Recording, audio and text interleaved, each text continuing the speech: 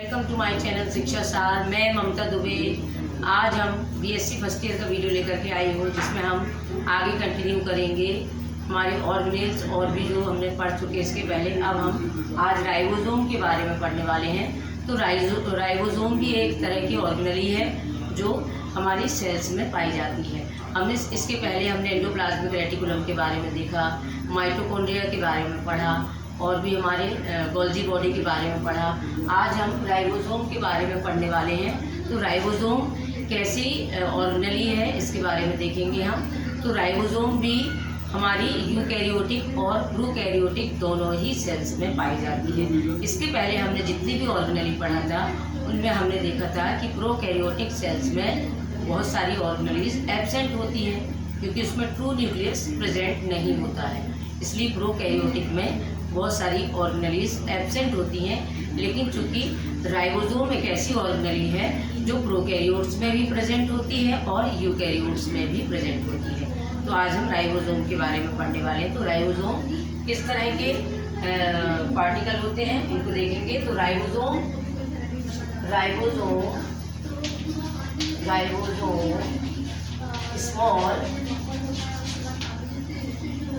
Small dense और गोलाकार होते हैं। ये पॉलीराइबोन्यूक्लियोप्रोटीन के बने होते हैं। ये ग्रैन्युलर राइबोन्यूक्लियोप्रोटीन के बने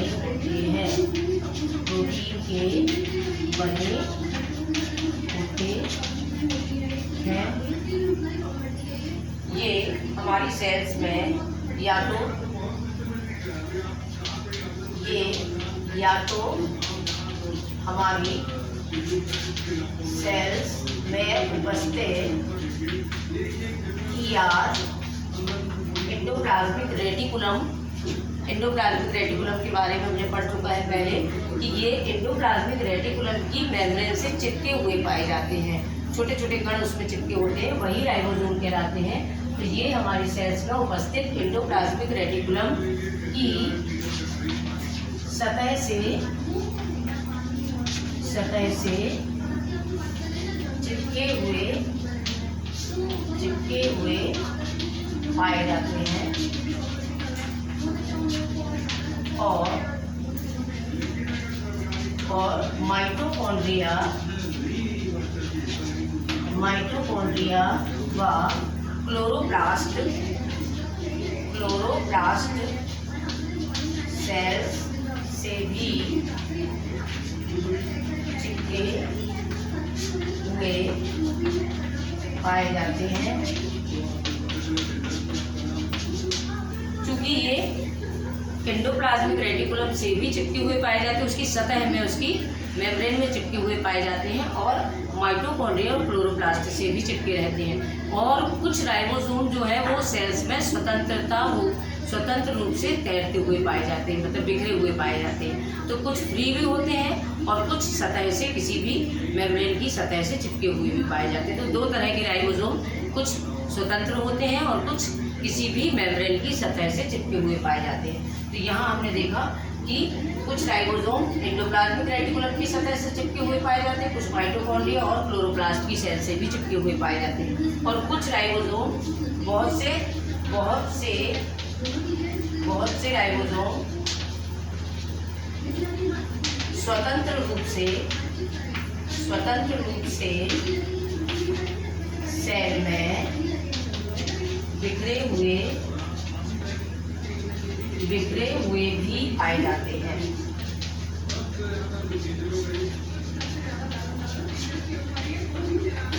तो हमने ये देखा कि अब कुछ राइबोसोम जो है वो सेल में स्वतंत्र रूप से भी पाए जाते हैं और कुछ चिपके हुए भी पाए जाते हैं। तो दोनों ही प्रकार के राइबोसोम जो हैं वो दोनों ही प्रोटीन सिंथेसिस का काम करते हैं। प्रोटीन सिंथेसिस करना इनका इम्पॉर्टेंट कैरेक्टर है। ये प्रोटीन सिंथेसिस मतलब प्रोटीन को बनाने का काम करते हैं। तो राइबोसोम जो स्वतंत्र रूप से पाए जाते हैं वो भी प्रोटीन सिंथेसिस करते हैं, और जो किसी मेम्ब्रेन की सतह से चिपके हुए पाए जाते हैं वो भी राइबोसोम प्रोटीन सिंथेसिस का काम करते हैं। तो हमने यहाँ देखा दोनों ही तरह के राइबोसोम प्रोटीन सिंथेसिस का काम करते हैं। अब हम थोड़ा सा देखें कि इसे किसने बताया है। तो पैलेट नामक के वैज्ञानिक हैं, पैलेट 1955 में, पैलेट नामक वैज्ञानिक जो थे उन्होंने 1955 में इसे एनिमल सेल से खोजा, एनिमल सेल में देखा, सबसे पहले एनिमल सेल में देखा, और उन्होंने इनका नाम राइबोसोम दिया। तो पैलेट ने 1955 में राइबोसोम को एक एनिमल सेल में देखा और उन्होंने इसका नाम राइबोसोम दिया। तो इस तरह से हमने देखा राइबोसोम का। देख लीजिए, आगे बढ़ते हैं हम।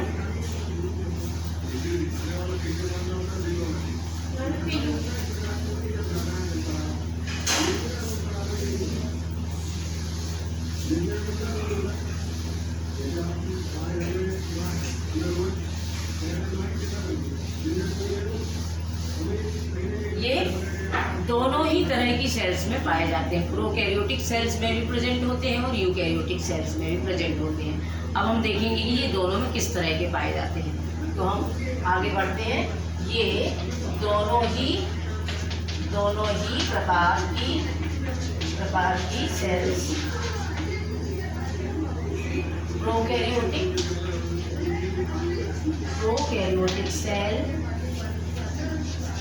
सेल्स और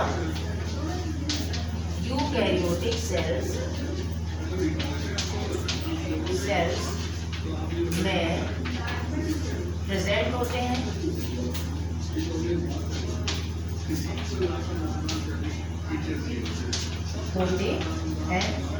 राइबोसोम जो है कोशिका में इनका प्रोटीन सिंथेसिस करने का कार्य होता है। राइबोसोम कोशिका में प्रोटीन सिंथेसिस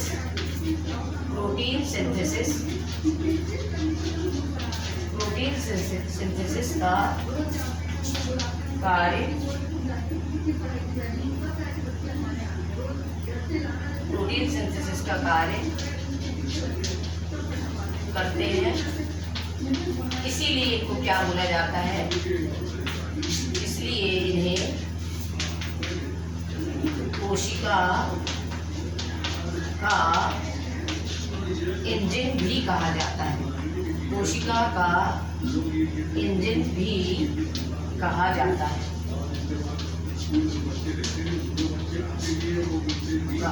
है। कोशिका में प्रोटीन सिंथेसिस होती है जो राइबोसोम की वजह से होती है, इसलिए इन्हें कोशिका का इंजन भी कहा जाता है। ये कोशिका को चलाने वाला होता है, कोशिका का इंजन भी कहा जाता है। ये राइबोसोम जो है वो इनमें अमाइनो एसिड जो होते हैं, अमाइनो एसिड एक अमाइनो एसिड जुड़ करके पॉलीसोम बनाते हैं। इसमें अमाइनो एसिड एक साथ जुड़ करके अमाइनो एसिड की चेन बनाते हैं। तो ये इसमें अमाइनो एसिड के अणु एक निश्चित क्रम में व्यवस्थित होते हैं और एक पॉलीपेप्टाइड चेन का निर्माण करते हैं। तो इसमें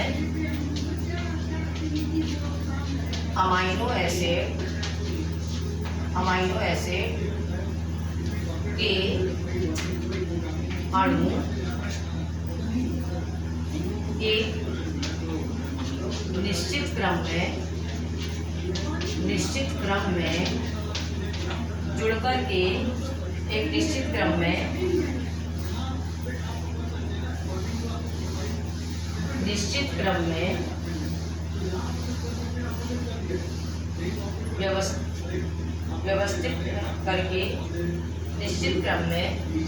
व्यवस्थित करके वे निश्चित क्रम में जुड़कर पॉलीपेप्टाइड चेन का निर्माण करते हैं। पॉलीपेप्टाइड चेन का निर्माण करते हैं। तो इस तरह से हमने देखा, और ये सभी सेल्स में प्रेजेंट होते हैं और बराबर मात्रा में आरएनए और प्रोटीन का फॉर्मेशन करते हैं। ये सभी सेल्स में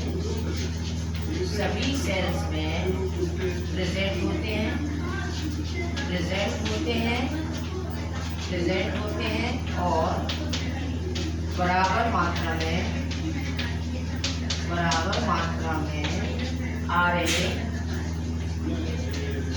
आरएनए और प्रोटीन का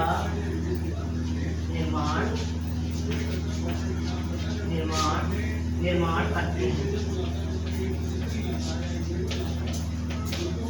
तो हमने राइबोसोम के बारे में इतना देखा। आगे देखिए आप।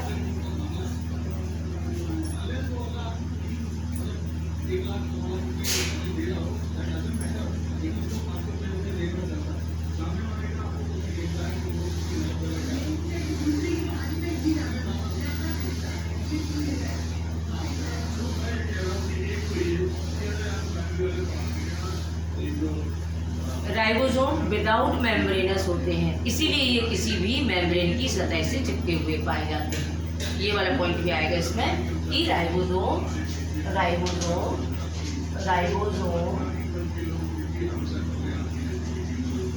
विदाउट मेम्ब्रेन, बिना मेम्ब्रेन के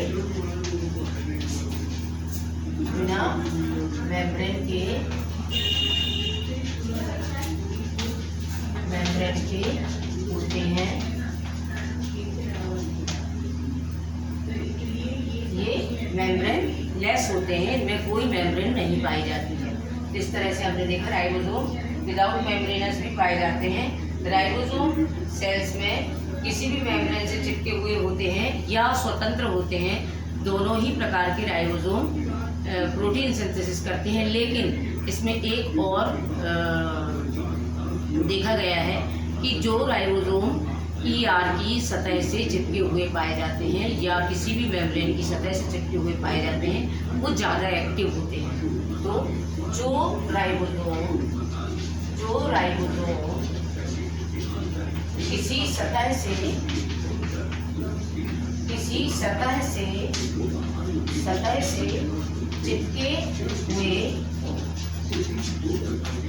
पाए जाते हैं जैसे ER एंडोप्लाज्मिक रेटिकुलम की सतह से चिपके हुए पाए जाते हैं राइबोसोम। इसका हमने एग्जाम्पल लिया, जैसे राइबोसोम किसी भी सतह से चिपके हुए पाए जाते हैं जैसे ER, वो ज़्यादा एक्टिव होते हैं प्रोटीन सिंथेसिस के लिए।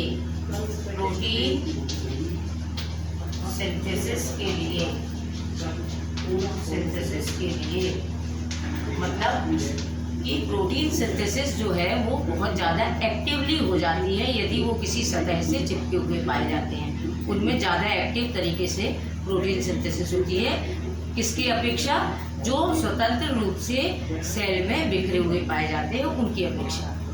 तो हमने अभी देखा था कि हमें दो तरह के राइबोसोम होते हैं, जो सतह से चिपके हुए पाए जाते हैं और जो स्वतंत्र रूप से सेल्स में बिखरे हुए पाए जाते हैं। तो जो चिपके हुए पाए जाते हैं वो ज़्यादा एक्टिव तरीके से प्रोटीन सिंथेसिस करते हैं बिखरे हुए की अपेक्षा। तो इस तरह से हमने देखा कि अब हम इनका एग्जाम्पल देखेंगे कि जो राइबोसोम ER की झिल्लियों से लगे होते हैं, जैसे कि cell plasma cell, plasma cell, pancreatic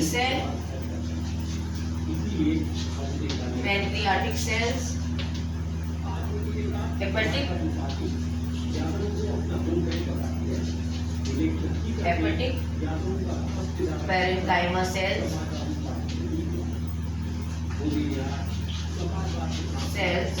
ये एग्जाम्पल है इसके।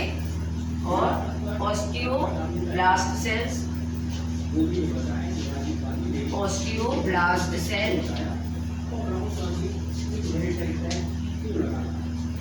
थायराइड सेल्स, ये इसके एग्जाम्पल हैं जो एक्टिवली प्रोटीन सिंथेसिस का काम करते हैं, बहुत ज़्यादा एक्टिव होते हैं प्रोटीन सिंथेसिस के लिए, क्योंकि ये किसी मेम्ब्रेन से चिपके हुए पाए जाते हैं, चाहे वो ER हो या माइटोकॉन्ड्रिया हो, उनसे चिपके हुए पाए जाते हैं उनकी सतह से, तो वो एक्टिवली प्रोटीन सिंथेसिस का काम करते हैं। तो ये हमने एग्जाम्पल देखा कुछ, आप इसको देख लीजिए एक मिनट।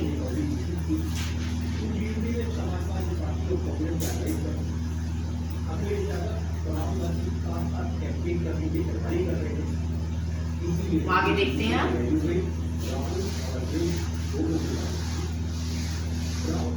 राइबोसोम जो है वो प्रोकैरियोटिक में भी होते हैं और यूकैरियोटिक सेल्स में भी पाए जाते हैं। तो इनका शेप एंड साइज देखेंगे हम। शेप, साइज, ये स्फेरिकल शेप के होते हैं और प्रोकैरियोट्स में, प्रोकैरियोटिक सेल्स में ये 18 nm के 18 nm होते हैं,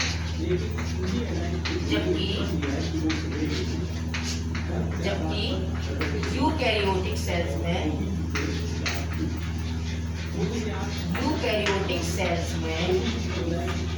ये 20 से 22 nm के होते हैं।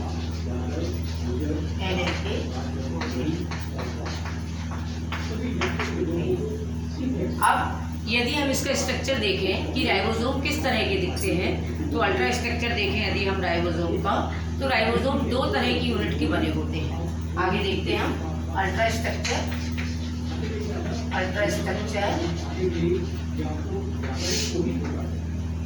इसका अल्ट्रा स्ट्रक्चर यदि हम देखते हैं तो राइबोसोम जो है वो 2 यूनिट के बने होते हैं। राइबोसोम 2 सब यूनिट के बने होते हैं, 2 सब यूनिट के बने होते हैं,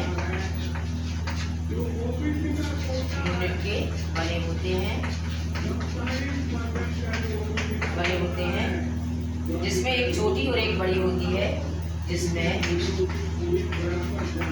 एक छोटी व दूसरी बड़ी यूनिट होती है।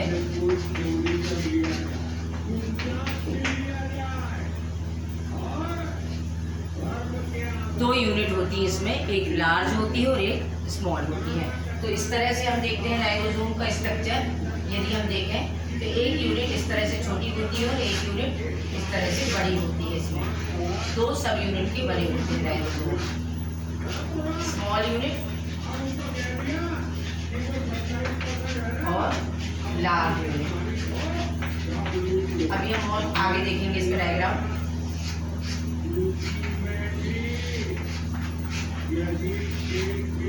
इस तरह से लार्ज सब यूनिट, 2 यूनिट होती है इसमें, एक स्मॉल यूनिट होती है और एक लार्ज यूनिट होती है। तो स्मॉल यूनिट और लार्ज यूनिट दोनों यूनिट का क्या साइज होता है और ये किस तरह से सेडिमेंट होती है, मतलब एक दूसरे से किस तरह से ये अटैच होती है, इसके बारे में हम आगे पढ़ने वाले हैं। तो आप देख लीजिए इसको, तो मिटा देती हूँ ऊपर से। आगे बढ़ते हैं हम।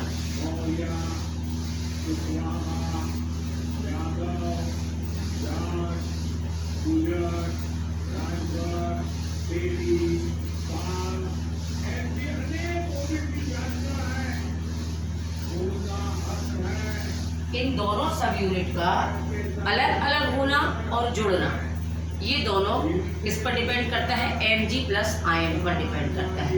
तो ये दोनों यूनिट कब अलग होती हैं और कब जुड़ती हैं, ये हम इसमें देखेंगे Mg+ आयन के द्वारा होता है ये। तो दोनों सब यूनिट का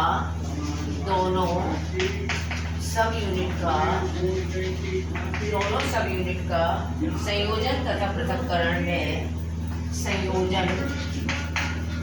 संयोजन मतलब जुड़ना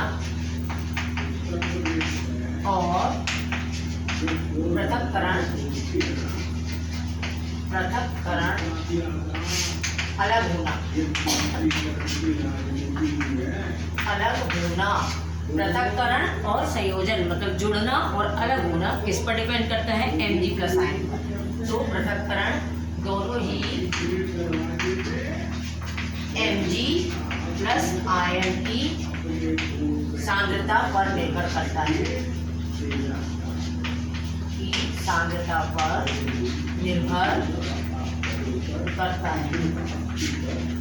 तो इस तरह से हमने देखा दोनों में Mg+ आयनों की सांद्रता पर ये निर्भर करता है कि इनका पृथक्करण होगा या इनका संयोजन होगा।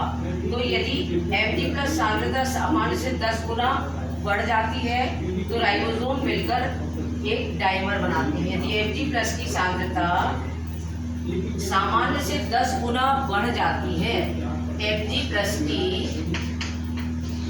सांद्रता सामान्य से 10 गुना बढ़ जाती है तो ये दोनों सब यूनिट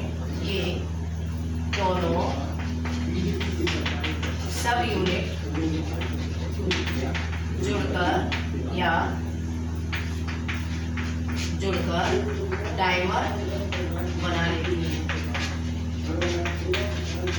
मतलब इस तरह से जुड़ करके डाइमर मतलब दोनों का एक भाग बना लेती है। इस तरह से राइबोसोम का एक भाग बना लेती है, डाइमर बना लेती है।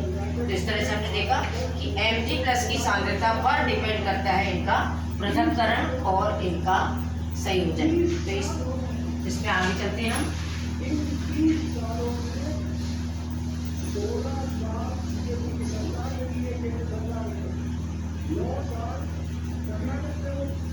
इसमें RNA प्रेजेंट होता है और प्रोटीन प्रेजेंट होता है। राइबोसोम में RNA और प्रोटीन प्रेजेंट होता है।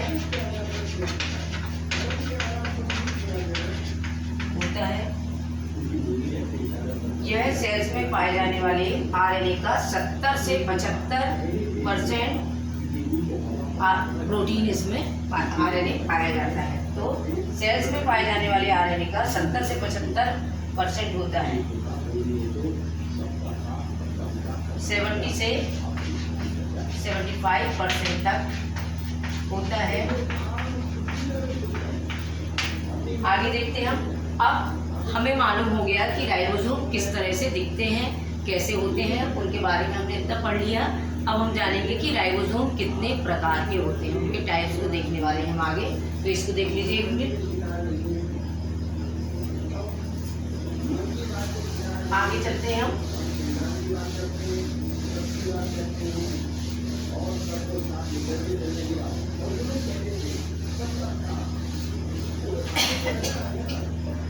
राइबोसोम दो तरह के होते हैं।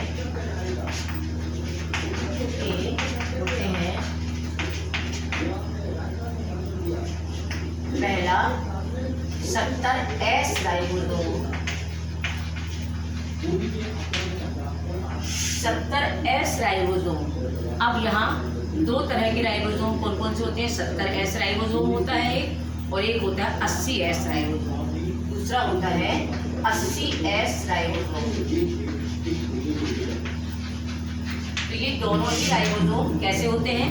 70S अभी हमने इसके पहले पढ़ा था कि राइबोसोम प्रोकैरियोट्स में भी पाए जाते हैं और यूकैरियोट्स में भी पाए जाते हैं। तो जो राइबोसोम प्रोकैरियोट्स में पाए जाते हैं वो 70S राइबोसोम होते हैं, और जो यूकैरियोट्स में पाए जाते हैं वो 80S राइबोसोम होते हैं। तो हमें इसको इस तरह से लिख सकते हैं कि यह राइबोसोम 80S राइबोसोम को हम बाद में डिस्कस करेंगे, पहले 70S को करेंगे। तो 70S राइबोसोम ये छोटे होते हैं और प्रोकैरियोटिक सेल में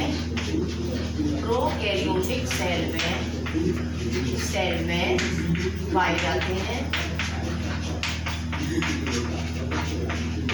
हैं। प्रोकैरियोटिक सेल में पाए जाते हैं ये। और कैसे होते हैं ये? छोटे होते हैं।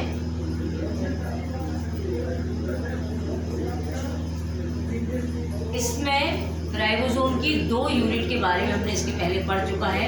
तो स्मॉल यूनिट और लार्ज यूनिट, इसमें किस तरह से इनको डिवाइड करेंगे हम इसमें? तो इसमें 30S और 50S की होती है। स्मॉल यूनिट 30S और लार्ज यूनिट 50S की होती है।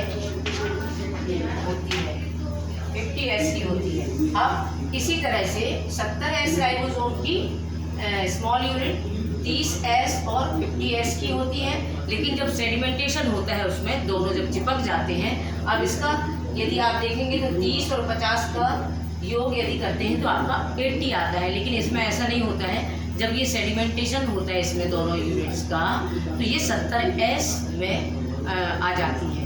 दोनों एक दूसरे से डाइमर बनाती हैं जब वो 70S हो जाती है। तो इस तरह से इसका सब यूनिट स्मॉल यूनिट 30S की होती है और लार्ज यूनिट 50S की होती है। 80S राइबोसोम को देखते हैं हम। 80S राइबोसोम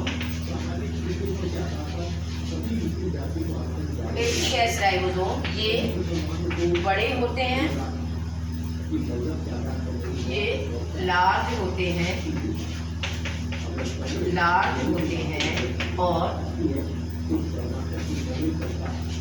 और ये यूकैरियोटिक सेल में पाए जाते हैं। यूकैरियोटिक सेल में प्रेजेंट होते हैं।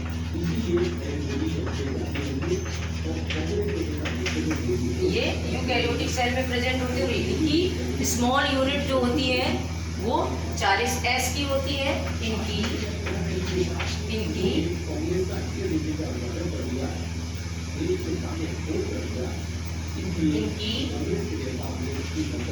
स्मॉल यूनिट 40S व लार्ज यूनिट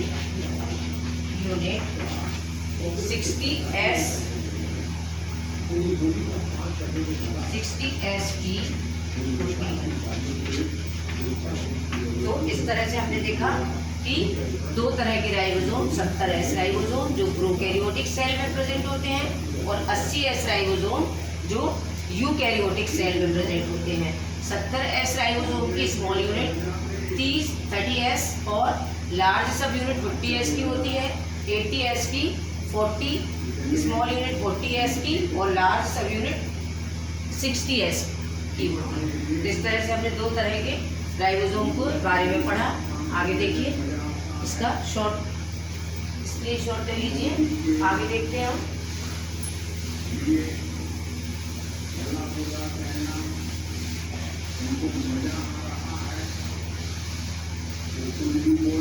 तो ये किस तरह से चेन बनाते हैं राइबोसोम के? यदि स्ट्रक्चर देखें हम, इस तरह से ये पॉलीपेप्टाइड चेन बनाते हुए हमें दिखाई। इनकी स्मॉल यूनिट ये लार्ज यूनिट, इस तरह से ये पॉलीपेप्टाइड चेन बनाते हुए दिखाई देते हैं।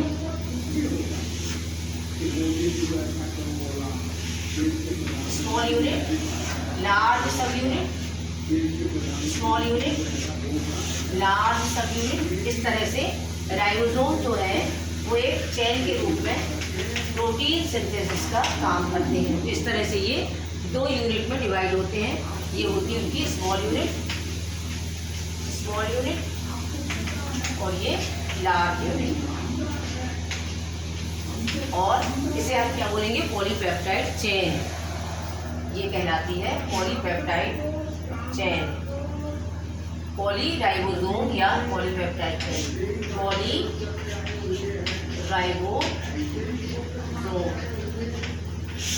पॉलीराइबोसोम मतलब एक से ज़्यादा राइबोसोम जब mRNA की चेन में अटैच्ड होते हैं तो ये पॉलीराइबोसोम कहलाते हैं।